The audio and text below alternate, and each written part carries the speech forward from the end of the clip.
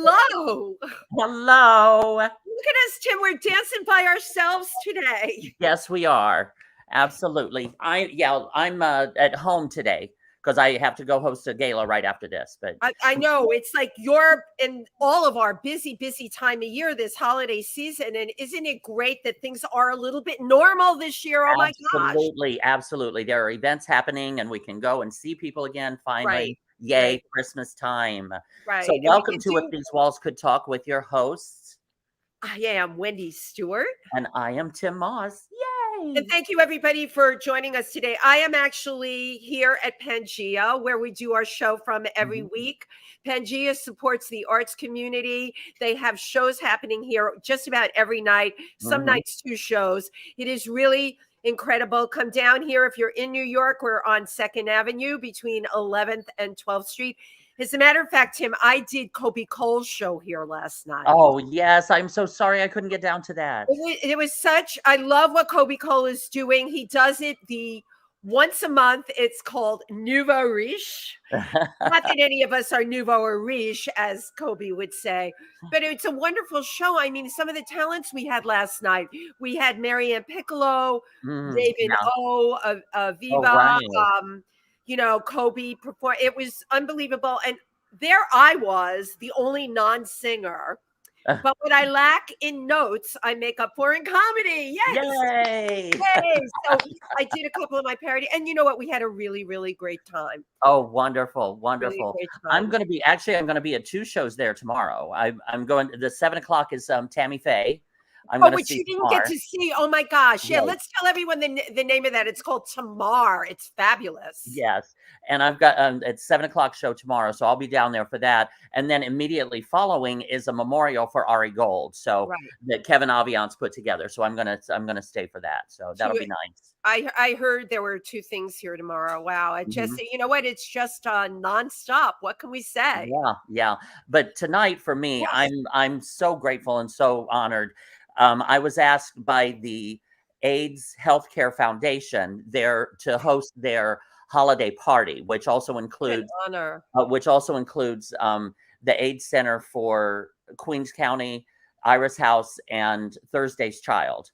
They're all sponsoring this event tonight, and it's going to be a huge event out in Brooklyn. And this being World AIDS Day, it's very impactful. It'll be an amazing night. Amazing. My friends from the Golden Gaze had something that they say, which I totally agree with, that performers are actually essential workers. Yes. So you're going to do the essential work tonight for these wonderful organizations, raise money. So it's a win-win for everybody. Yeah. Just fantastic. I am over the moon about today's guest. Firstly, I just wanted to say I don't normally get stage fright, anymore going on stage. About the only thing that scares me anymore are horror films. So take it away. That is right. And what I was going to see, that's so funny because what scares Tim is horror films, and what floats my boat are horror films.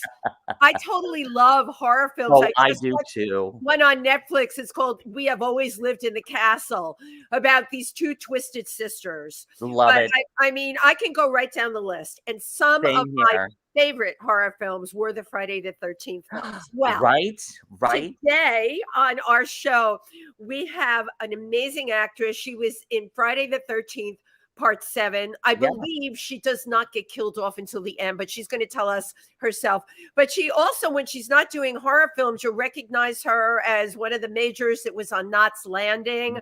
She has quite a dossier of work under her belt, but she does specialize in the Queen of Scream. So we want to find out more about that. Please welcome Lar Park Lincoln. Yay! Hello. Thank you so much. Well, thank you so much for being here. You are looking totally gorgeous. Absolutely gorgeous. We just need a lot of glam in this world right now, and just bring it. I agree. Thank you. I agree. And look, she got all dressed up for us. That's so sweet. No, I'm heading to the store after. Yes, right. Just this old thing. Yes. A little bit of shopping you're going to do later. So thank you so much for being here with us today.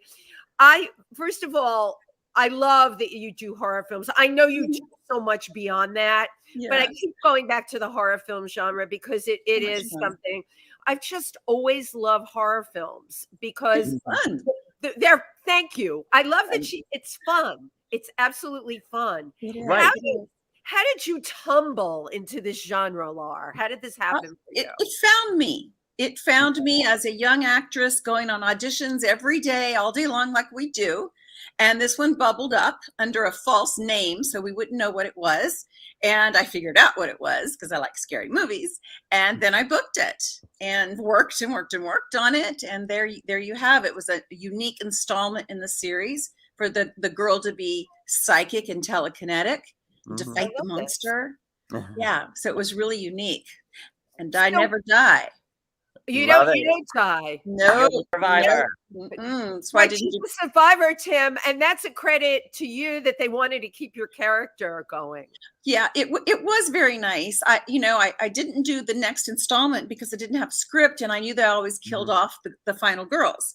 Yeah. So I just waited it out, and lo and behold, 30 years later, I just shot the continuing story of that. This was called, what was it? Roseblood? Roseblood.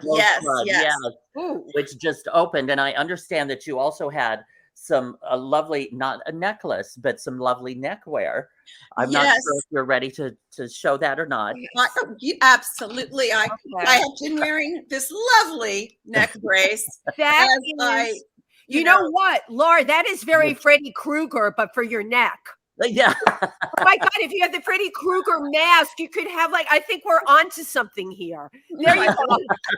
There we go. A new monster there. Fashion statement.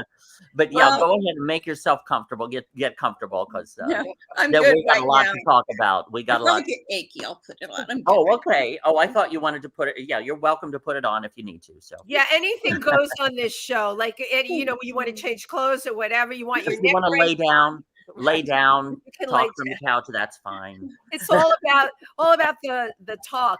So, what do we owe the honor of this neck brace? Well, I was lucky enough to find out finally that I had the discs. The degenerated disc into the spine. Oh my goodness. A lot of pain for a lot of years, and found this incredible surgeon, and he fixed that. So I'll wear this for a few months, and so far going really well. I can tell that it's worked, and I'm very grateful and looking forward to the next few months. So as an actress, I mean, how do you, we're as talent, we're always supposed to be perfect, right? Never let them see you sweat. Right. How do you deal with, you had to go to your film opening. How do you deal with this? Well, I had 3 films that opened at basically the same time this last month. And so I timed the premieres. I missed a couple because it was too new. And this one, I was starting the 6th week of recovery, and I was able to fly a straight flight, fly back. I had my assistant there, Becca Rose, also an actress, working on a set today. Film called Bad Habit, plays a crazy nun. I love it. And she was there, and she runs the tables and meets, and so I was able to do it, and it was fine. A lot of people, I'm literally scarless. They go in through the front for this surgery. If any of your fans are having this surgery, it's called ACDF. And they go in from the front because they don't have to move very much and go to your spine. Wow. And I got to talk to the nurse that did my scar, and it's perfect. Wow. So, that's amazing. How are you feeling? I feel really good. You get tired, of course, but I feel really good. I'm not in pain. And that's a new feeling for me, migraine patient. I mean, Tim, think about that. That's what I picked up on. You said you were in pain all the time. All the time. And here you are, a performer where you have to be at the top of your game. Let's face it. Right. How many years were you in pain for, and how did you deal with that?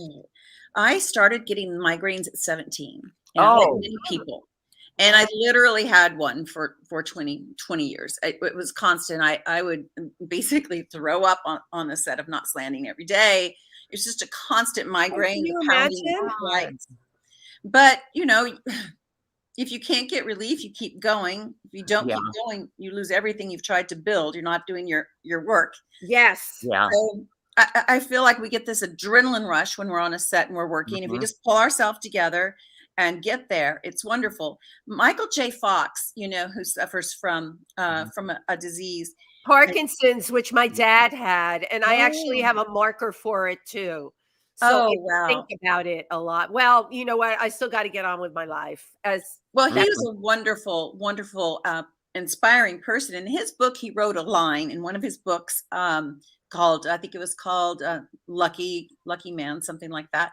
And he wrote a line that says he gets up in the morning and he goes to his bathroom, takes the hottest shower he can, takes all of his medication, walks out of his shower and walks to the hallway where there's a mirror. And he looks in that mirror and he says, I'm starting the day now. And he continues on. And I thought that sentence made sense. He had to do these things. Yeah. But he turned it around to a point where he knew he could do the few hours that he could do. Right. And it meant a lot to me, that book, reading that phrase. Right. I think describing inspiration here, incredible inspiration. Yeah. Yes. And also, I mean, being, because basically you'd have to act a lot like you're feeling fine. Yes. And even off camera. Yes. You know, you still have to act and try to overcome that. That's so difficult to do. And because constant pain is so wearing. It is so exhausting. And you know, people don't believe you. Yeah. They don't. Pain you can't see, they don't believe. Right. Or they don't, oh, you've got a little pain. And so those of us that have had it, we learn to deal with it. We figure out how to deal with it and go on. I'm very energetic, so that's helped. I have migraines that can hit you out of left field. Yeah. You're on the set of Knots Landing. Yep. That is really hard. challenging. And you've been in this industry a very long time. So you're saying you were having that kind of pain for such a long time. Such a long time. The disc pain came on kind of suddenly last November, like it jostled into the final depth where we needed surgery. I'd never even known about this kind of surgery in my life. Wow. Terrified. Walking through a door when you know they're going into your spine was the most terrifying moment of my life. I know. Right. Oh my God. But I'm very grateful. So if you have that kind of pain in your body, nerve pain, you just have to keep going and finding the doctor that will believe you. Right. And I think that's a very valuable message here. I had suffered with chronic back pain, and a lot of mine was caused, and a lot of people have back pain from mentally carrying their stress. You know, the brain programs to hold on to that pain. And this is something you would understand. A lot of people don't understand that, and they don't know how to work through that. And like you or like Tim, you know, I could be feeling like 10 pounds of dog doo-doo in a 1 pound bag, but if you're booked, you show up. Yep. That's right. And none of us have the luxury of when I talk about the real world, when like I even talk to my family in the real world, and they're like, well, you know, you need to stay home and take care of yourself. No, if the only way I won't be on a set is if I'm dead. Okay. If I can't. Exactly. And, you know, I tell my young actors, you know, it's not like you are a receptionist where you can call in with a cold and someone can fill in. All in sick. Exactly. When you're late, it sets in motion a series of many people having to restructure if possible. Right. And I had an actress that was continually late, and we did 30 demos in 1 week. We were doing all these demos, and she saw what happened when our makeup artist decided not to show that morning because she was assisting. She saw that, and then she saw the problem of the makeup kit not being with us on location. And she saw the problem of me having to switch to shoot on another spot and come back. So she saw what happens when one person breaks down. One person in that chain. That's right, Jimmy. Exactly. We really depend on each other, even if we don't know each other. When I'm going like you know, there's going to be a crew. There's going to be people for you, people that planned meals and planned shots. I might not know them, but I respect the job. And I know I got to be there. Exactly. Now, have you ever had a moment like on set where the pain ruined the scene that you were shooting or anything? Have you ever? Oh my God, you are a pro. I'm able to commit to that, and then I might feel it, but then I can work through it. Yeah. Some other actors do too. I think Marsha Cross from Desperate Housewives also deals with severe migraine, but I'm Marsha Cross does. She gets severe migraines also. Yeah. What do you think makes you such strong stock, you know? Well, my daddy was a colonel in the Army. Ah, I don't know. I love this business. I love the people in it. I love the work itself. right. So it just after a day of working, you're just jacked up on adrenaline and you could just go. Yeah. And your family, and then, but sometimes I'll get home and I have nothing left to say. I'm like, I've said it all. It's all Yeah. been said. Let me just Yeah, because I mean, there are times when, again, I can go, if I have a shoot or something, I'm feeling bad, I go do the shoot. And again, like you said, it's an adrenaline. You step out there, you do what you're supposed to do, Right. you get the shot. Right. Then I go home and I just like collapse in pain. True. That's our glamorous life, right? Yes, exactly. But at the end of the day, Tim, it's about creating the product. And Yeah. I love working with Tim because, he'll Yeah, always I be love there. He'll always be prepared. He can have Mhm. 10 things on his plate and he will be prepared in one way or another. Even if he has to do it on the train. I love working with people like that. I think a big challenge for me often is, especially when we do live streams, when you get people that are not in the industry and don't always get that, you've got to be punctual. You've got to be on time. Everyone's depending on you. Right. Mhm. Sometimes people don't get it. I would think now, I know you mentor and work and coach with actors. Yes. Yeah. What is your biggest challenge with some of them? They can't all be like, a lot of them may not get it. What do you do with those? Well, I work with them for a bit. I'm a tough coach. I work with them. Right. So I have had many, many days where we have sat down and had a conversation. One actress that was continually late, I said, "You've built this reputation. Now building it was easy. Breaking it down is going to be very hard. So you need to find a different group of people that don't know you're always late and try to build your reputation." And I told her, I said, "You do not have long in this field. You do not have long. It's too small, and you can't behave this way." And she made a big change in her career. Big change. Yeah. Yes. Now, by mentoring, you are the founder of the Actors Audition Studio, correct? Yes. Yes. Tell us a little bit about that. That is my baby. I have always loved coaching. So I have my own acting program, and I work with those that want to be professional or need to be re-guided. They're already professionals. So we do acting work, and then we do mentoring and marketing. So it's a full The whole program. Wow. And I just love it. Now, haven't you found, this is going to be my rant for the day. Go ahead. One good thing that kind of came through the pandemic was like the Zoom and the online video auditions were rampant. Yeah. And I cannot deal with video auditions. I like to go into an audition with the director there going and ask, "What are you looking for?" Right. Because there are so many ways to say, "Oh, look." You can go, "Oh, look," or "Oh, look." Oh, look. What am I, and when you do a video audition, I'm the one that's making the choices. Right. But so Jimmy, you're still the actor making the choices. I'd love to chat with you because we were doing online auditions before a little bit. And now basically they all are pretty much. Yeah, and there's right.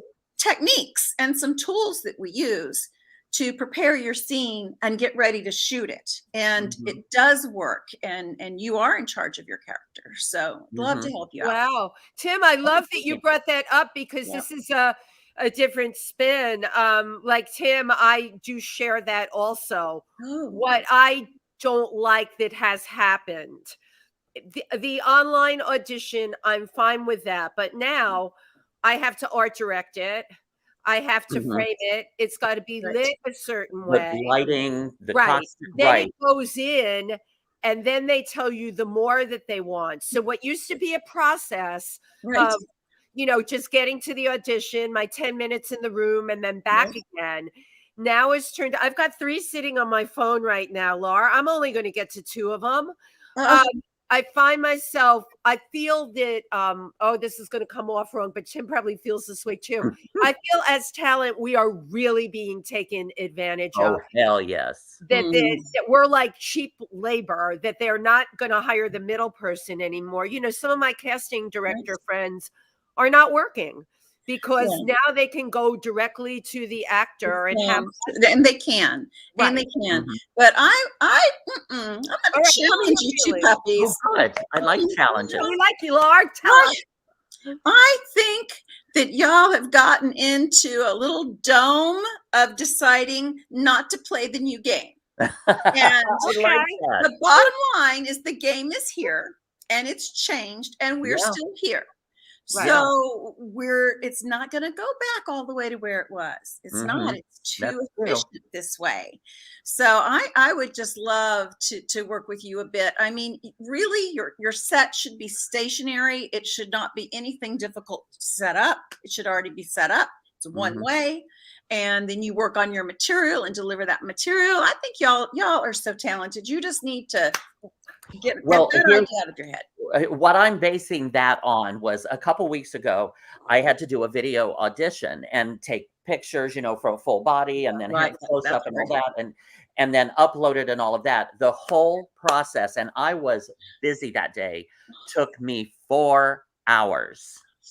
Because what was the hardest part? Uploading, the phone wasn't uploading, so I tried it from the computer and then the laptop, and I don't have time to do all of this. And then after all of that, they just went like, next, nope, don't like, next. Right. I never heard anything back from them after 4 hours. We didn't hear anything. That's part of the game, but we wouldn't hear unpersonal auditions either. I mean, it's just, we do so much extra. It feels like so much is on us to do those auditions that we feel. Now, you should be able to get that process, the shooting itself, 30 minutes max to an hour for. Oh, yeah, definitely. Yeah. It was the technical that was getting you, that uploading.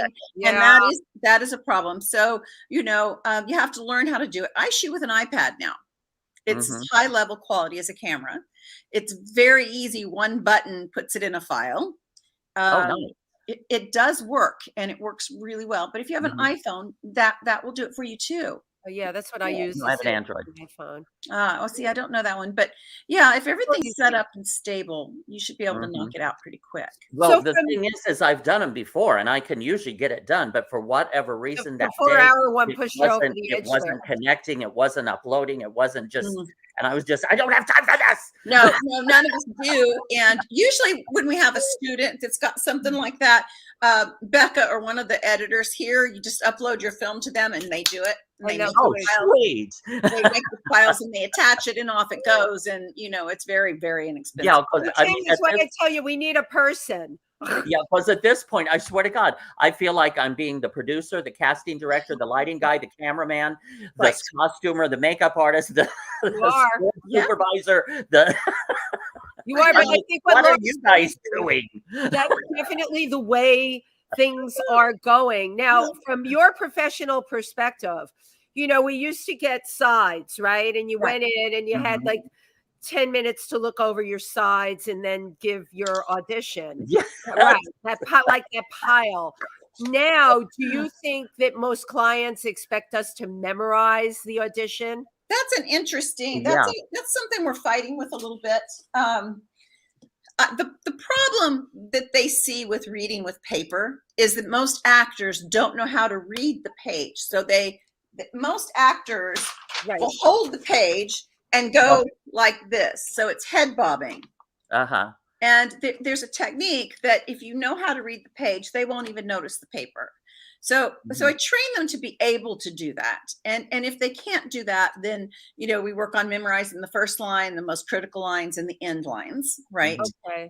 But if you give an hour prep to an audition, that's a good amount of prep. You should be able to pull. Most sides are not too long. Yeah. But I myself and most of my actors use the sides. We just use them so naturally with practice and the way we read them. So that's really the problem. The head bobbing is what bothers casting. Well, I have a little trick I'm going to share with both of you here today. Please do.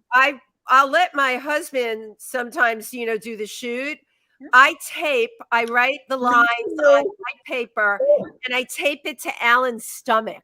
I need to borrow Alan's stomach one of these days. So not only is he there like that, he's laughing. Not only is he there like that, I have all my lines and everything.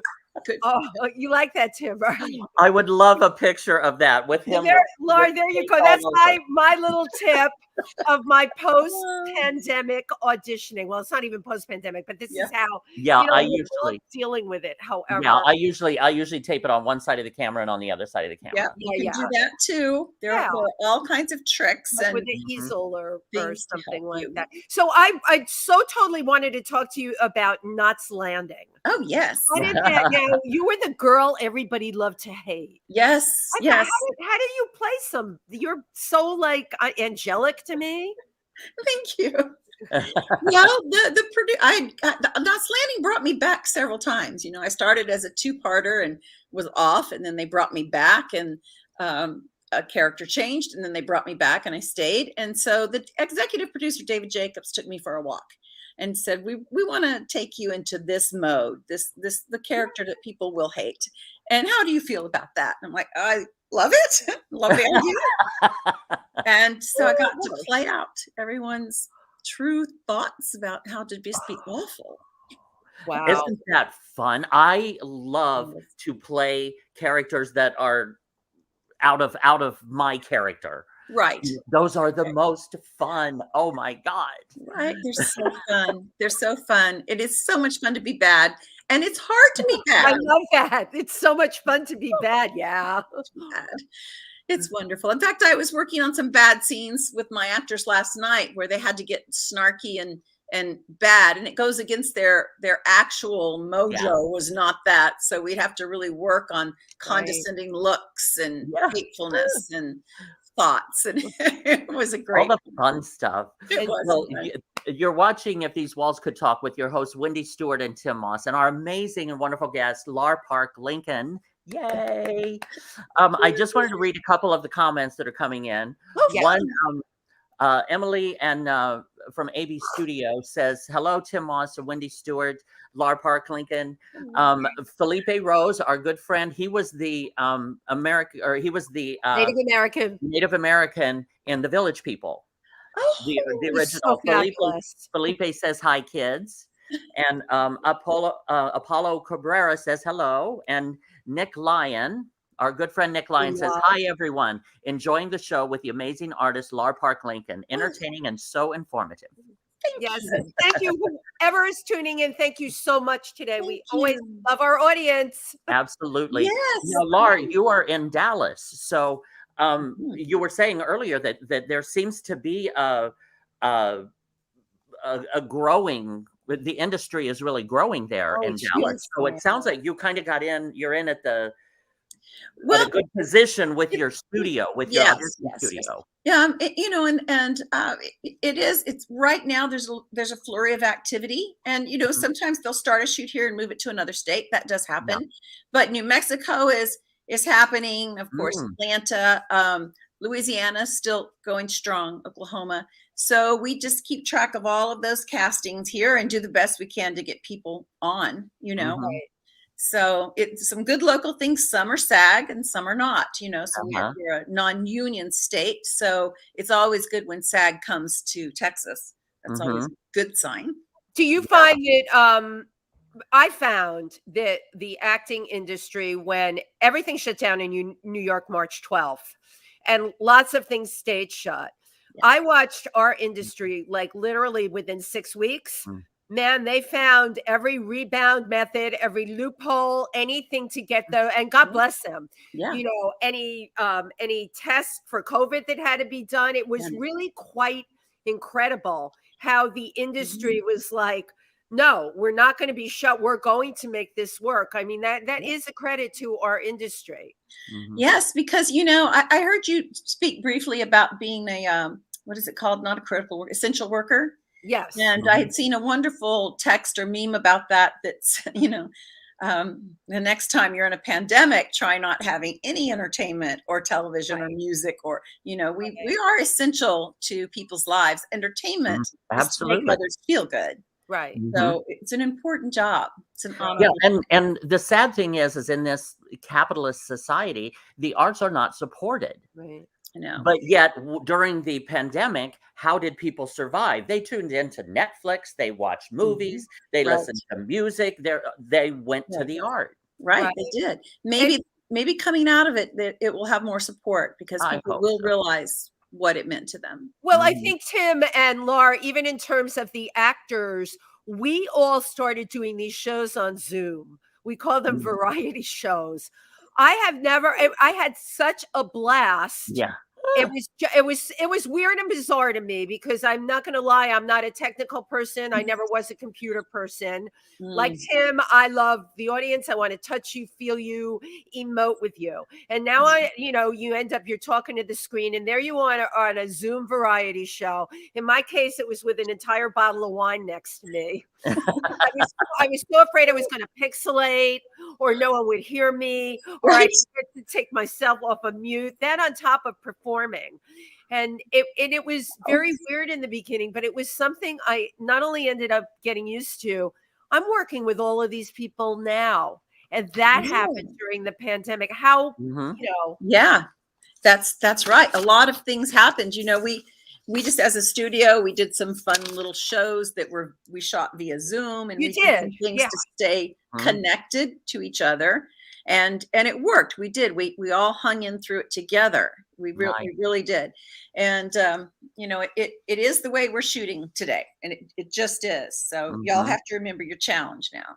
Yeah. I know she's tough, Tim. She's absolutely tough. She's not going to give us any wiggle room with that thing. That you don't want to do these, auditions online. She said it. Well, I'm ready for the next one. And Tim, the two of you, if you don't change your mind and jump into it, but your talent's not going to get seen.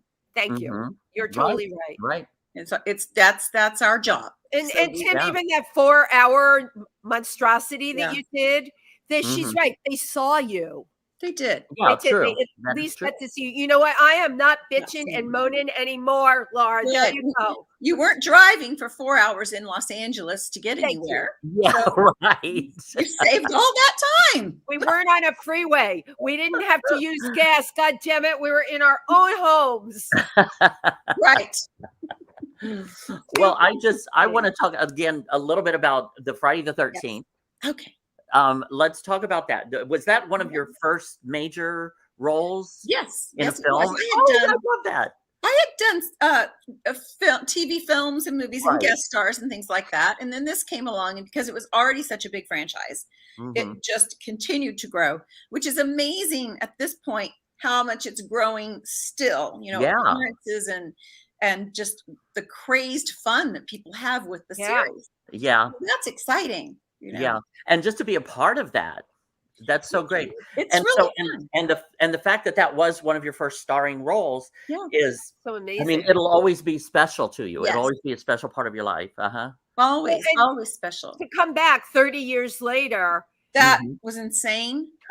It's so cool, though. It's so cool. So we shot Roseblood, which is considered a fan film, but it's a full film, 90 minutes. And the people were amazing. They came to me and offered me a script, and it wasn't quite right, so they redid it a little bit. And I'm playing myself now at this age, and we have a young actress playing me right after that age, who's fabulous, Jessica Hotman. Whoa. And the director, Peter Anthony, was really fabulous, and it premiered this weekend. We had this wonderful fan event. Oh my God, how cool. And I love it. It was great. It was I love that you did this. What makes a fan film? I'm not familiar with that term. Well, the studios that do the Friday the 13th franchise are having legal problems. So nothing's getting made with the series. And apparently they're allowing in some form certain people to stretch the series and go in these directions. So I don't know all the details about it, but I was able to play her 30 years later and show how she transitioned and what she did. So would a fan film, would that be like they did from The Shining? They did, I can't think of the name of the movie that's out. It was like a continuation of The Boy 30 years later. Yeah, it might have been. It had a completely different name. Yeah. Well, yes. So we were able, my Friday the 13th was was Friday the 13th, The New Blood. Right. And this one is called right. Rose Blood. Ah, And it has a younger girl coming in, right? So it was really fun. And they put them on YouTube, that you can find it on YouTube and watch the whole show. And nice. Oh, cool. and I brought back, do y'all remember Terry Kaiser? He was the fabulous actor in Weekend at Bernie's. He played Oh the my dead God. girl. Yes. I love that film. That was so twisted. So twisted. So I was telling my younger students last night about it for them to watch it. And, Terry made this career out of playing a dead man so fabulously. So great. And he played the mean doctor in my film, the doctor trying to come after me. And he gets killed in the first one. And I bring him back in Roseblood. I brought him back with my mind. Like you're telekinetic. Yes. And was she hallucinating or not? So that was fabulous. And I would love to do a horror film like that, where especially with special effects, where you can just move stuff with your mind. That would be great. That would be so much fun. Did you do a lot of green screen? What was that? I'm sorry, Tim. Did you do a lot of green screen? No. Oh yeah, 0. Really? Wow. In either one of them, 0 green screen. So you have makeup people that are, of course, completely skilled in. Yes. I imagine there's makeup artists that specialize in horror. Right. Well, we had a full special effects company, Amos Special Effects, and it was all done as we were working. So there's one scene where I'm splattered a little bit and keep going, and so that was it. We had one shot to get that look, and we did, and it was wonderful.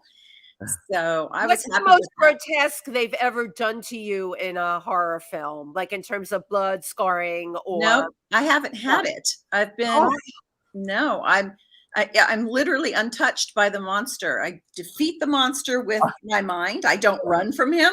I run towards him. That's what made her so interesting and so many fans love, because I didn't run. I love it. Well, now tell us about Freddy's Nightmares. Well, Freddy's Nightmares was a TV series, which to me was my, what would you call it? Twilight Zone, right? It had the same. Oh, right. Yeah. Loved it so much. And so I loved doing that series. And actually the director of my episode, Tom McLaughlin, directed a Friday the 13th. So that was cool. Yeah. Very small community there. And I played myself, also dead, looking and talking to myself. And fun! That was really fun. That would be cool. You've had some really cool roles. I really have. I really have a lot of fun. Truly, it's just it is fun. Of course, it's a lot of work. We know that to stay in, stay relevant, and stay working. Yeah, but. It has been a really fun Lar, role. what was the motivation behind starting the mentoring and the coaching? What inspired you to do that? I had been coaching some people for a while in Los Angeles, New York, and whatnot, and I needed to move back to back to Texas. I had some school systems I wanted my children in. I moved back to the reality, right? Yes, the reality. Actually, my husband had passed away very young, and I had the 2 little ones. Lar, that's huge. Yeah, it was very, very difficult for sure. Goodness. So I was shooting all the shows, and my ring just fell off. I was shooting all the shows, and I just needed to get around some family that were here in Texas, and I started seeing some of the auditions that were happening, and they weren't any good. These actors were not doing a good job, and it wasn't their talent. It was just a mishmash. And I'm like, no. And so I just decided to actually go with a full studio of very specialized mentoring coaching classes. But how did you do this with 2? How old were your kids? 2 and 5. Come on. That's it. Yeah. Wow. No, well, you just do. If you don't mind my asking, I mean, was it an accident or sudden cancer. or it was cancer? 2 years of paralysis and cancer. Yes. And I was working on QVC at the time. I was on QVC for 19 years. So that was all live travel. But we did it. We just did it. I had a boy and a girl. Yeah, right. Fabulous. And we did it. But then, I ended up with breast cancer. Stage 3 advanced breast cancer, and I'm sorry, stage 2 or stage 3? Did you say stage 3 advanced? Gosh, that was that one was going to take me down. But I wasn't going to let my children be orphaned by the same disease their daddy had been. So I had to mentally fight that a different way. Laura, Oh, you are using that goodness. I'm talking to you and listening to what you're saying. You're using that telekinetic ability in your real life on yourself. And let me tell you, the stuff that you're sharing with everybody today, girl, you are a force to be reckoned with. Absolutely. Absolutely. And seriously, bless you. You know, none of us have any right to feel sorry. You made me feel like my little piddly little complaints about the subway being messed up and everything. Forget it. You know, you are a force to be reckoned with and a real inspiration for everybody. I got to tell you. Thank Absolutely. you. Thank you so much. And again, just like the advice that you gave us, which was a mental direction, like shift your thinking, shift it. Again, you have had to shift your thinking probably more than you thought you were able to do. Yes. Uh-huh. Yes, I have. I have my autobiography being done, and it's called Lucky Girl. Uh-huh. Wow. Because I've felt, regardless of what may have hit me, I feel very lucky to have done what I've been able to do. I really do. Right. So, you know, they say you find the job you want, you know, and gratitude is very powerful. It is powerful. Yes. Yeah. Yes, it is. We totally believe in it and thanking in the universe and completely giving back. Yes. Yes. I know you're doing that gala tonight. You're going to go do that.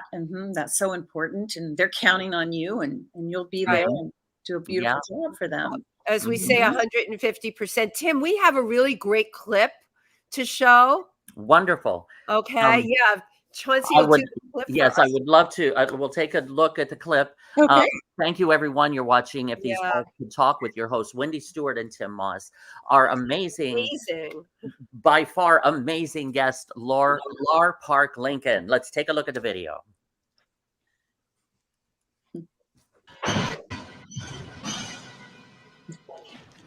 Jason.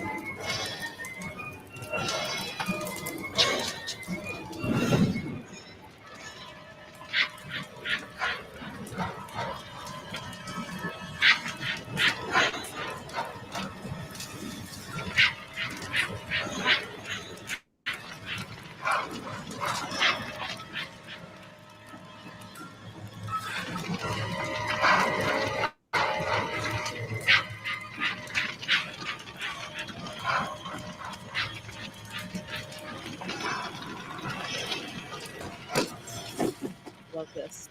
Bam.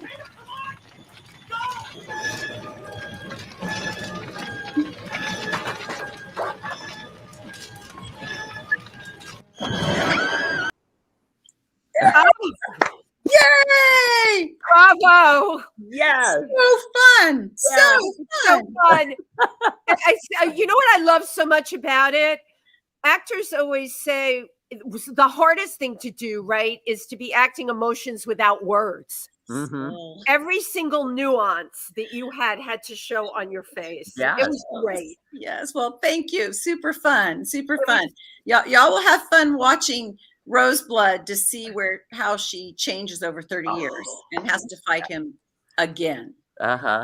And she does it with similar body movements, but she has aged up with some strong movements that she. Oh, I imagine she's learned a thing or two over the last 30 years. Yes, she's been held hostage in a mental hospital. So. Oh, nice. Yeah, nice. so she has enough of that. Uh-huh. Oh my God, I just love it. Oh my God, how fun. How fun. So And I swear to God, every time you talk about, oh, that was 19 years ago. Oh, that was like you're talking by decades. I'm like, you look like you're 24 or something. I know, exactly. That's a good filter on your screen then. Thank you so much. Exactly. So it is so incredible your amount of time in the industry successfully working. What's your secret to it? I think loving it, first of all. Yeah. Really loving it, the passion of it. Jumping in 110% always. That's just the way we operate in our business. Right. And knowing that it's going to go like this.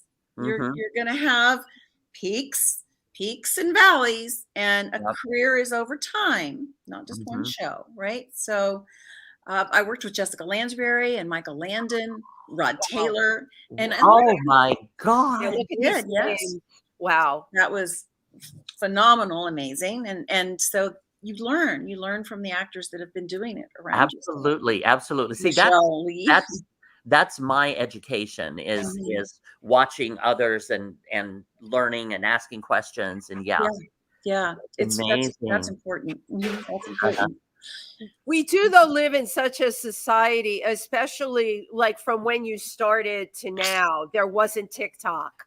There wasn't Instagram, right? Your kids are all onto this, or my daughter, but we didn't have that. No. And that's a game changer in that world, everyone's beautiful, they're filtered.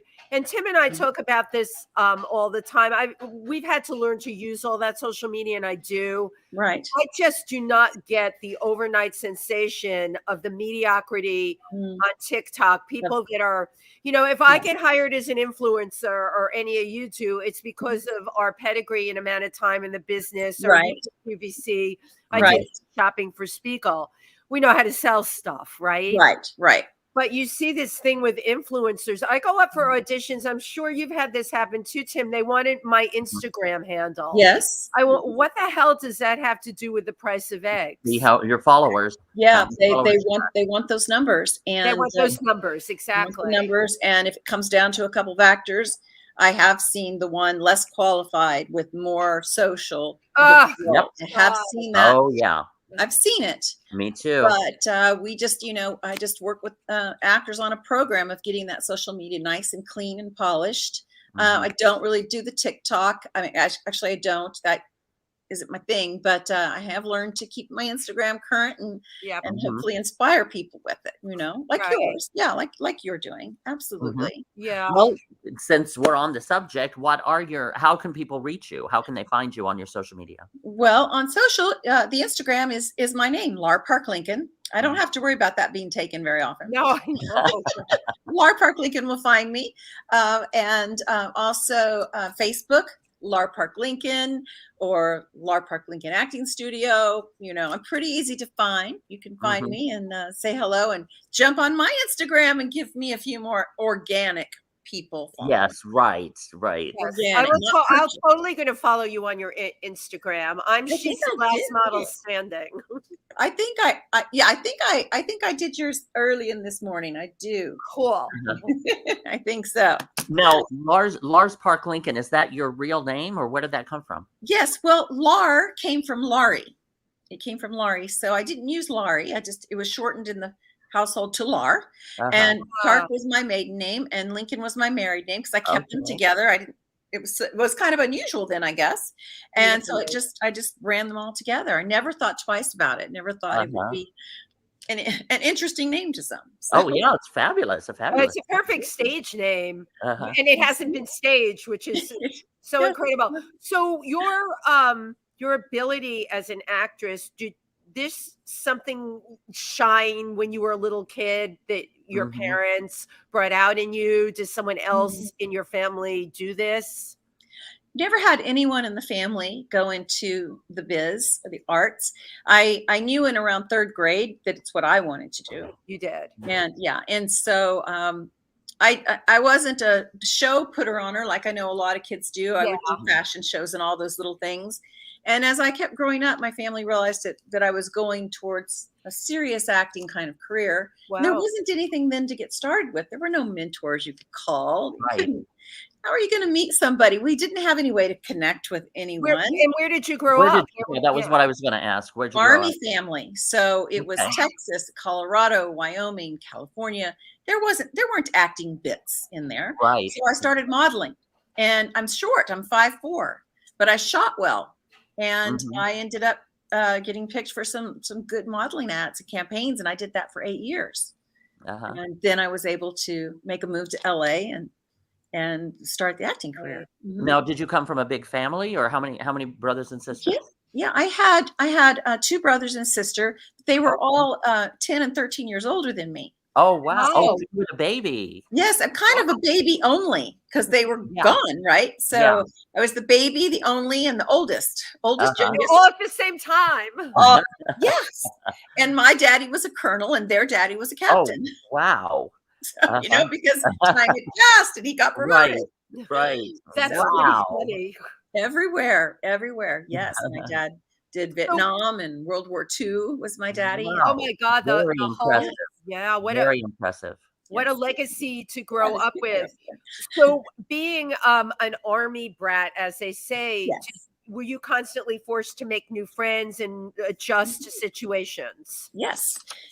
And what's good about today is that the kids can keep up with people with just a phone or a tap. Yeah. Then we had to write letters and call. And it wasn't, calling was so expensive, remember? Yeah, we couldn't call long distance. Yeah. No, you had to wait till Sunday at like 1 hour. Right. And we had party lines. Other people using the same phone line. Kids can't imagine. So they keep up with everyone nicely. And it was a challenge. You only carry a few with you when you haven't kept up. But that is the military life. You stay a couple of years and you move. And you were able to adjust.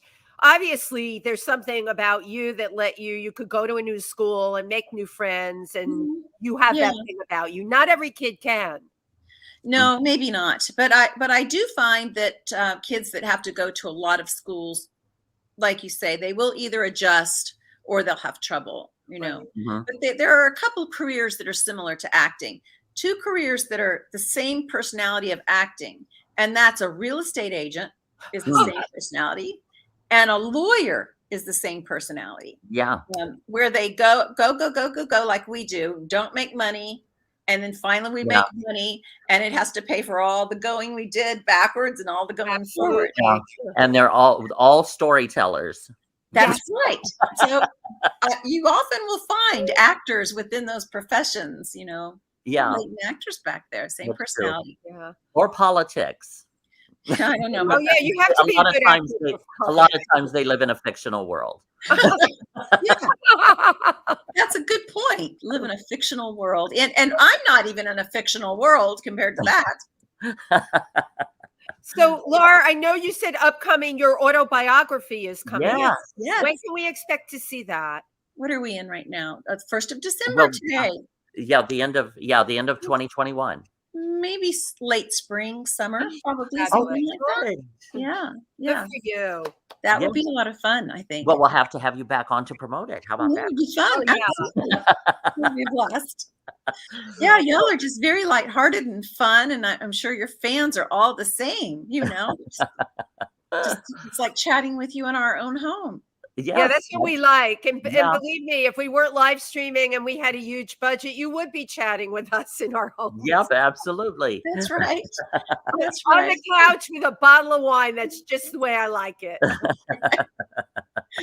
That's right. It's Do you always have big plans for the holidays this year? We're kind of in this weird nowhere's land with this pandemic, right? Do we do this? Do we do that? Yeah, we were just like starting to feel our oats, and things are really quite good in New York. Opened up, people are vaccinated here.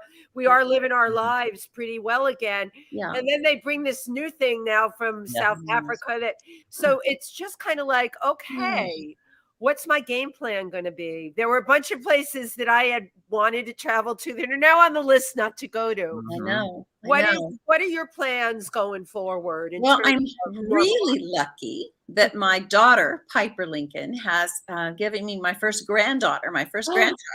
You're not. Wow. Oh my God, how wonderful. They live in France. So she just came home. So I have them here, and her husband. Oh, wonderful. Oh, how nice. So that's Congratulations. Yes, thank you. It's been very fun. Oh, I imagine. And her husband is French Lebanese, and he's been here for 10 Christmases in a row. And my son is a couple hours away, and he'll drive in with his wife. So we have this little group, and we'll be just fine. That is what the holidays should be. Really? That's wonderful. Yes. Who knows? She might walk in with her. I don't know. Well, yeah, everybody's welcome on this show. I always tell people, if you have a dog and you want to put the dog on the camera, please. And Charlie, my poodle, I like standard. Do you have a poodle too?